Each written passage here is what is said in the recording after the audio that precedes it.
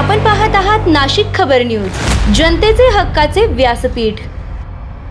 बनावट चेकद्वारे इलेक्ट्रिक दुचाकी खरेदी करून फसवणूक करणारा 2 वर्षांपासून फरार आरोपी जेरबंद। गुन्हे शाखा युनिट क्रमांक 1 ची कारवाई। मुंबई नाका पोलीस ठाण्यात दाखल असलेल्या फसवणुकीच्या गुन्ह्यातील 2 वर्षांपासून फरार असलेला आरोपी अखेर गुन्हे शाखा युनिट क्रमांक 1 च्या पथकाने जेरबंद केला आहे।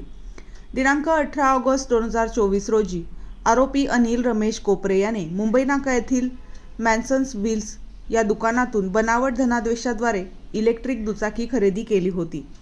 संबंधित धनादेश बँकेत वटवण्यासाठी सादर केला असता तो बनावट असल्याचे निष्पन्न झाले। त्यानंतर फिर्यादीच्या तक्रारीवरून मुंबई नाका पोलीस ठाण्यात गुन्हा क्रमांक 267 ऑफ 2024 भारतीय न्याय संहिता कलम 118(4) प्रमाणे फसवणुकीचा गुन्हा दाखल करण्यात आला होता।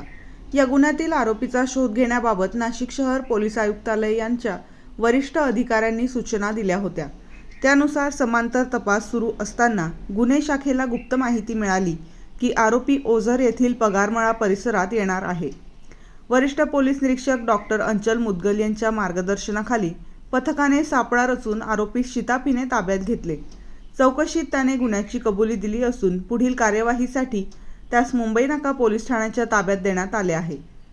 ही कारवाई पोलीस आयुक्त संदीप कर्णिक, पोलीस उपायुक्त गुन्हे शाखा किरण कुमार चव्हाण, सहाय्यक पोलीस आयुक्त संदीप मिटके यांच्या मार्गदर्शनाखाली गुन्हे शाखा युनिट क्रमांक 1 च्या पथकाने केली।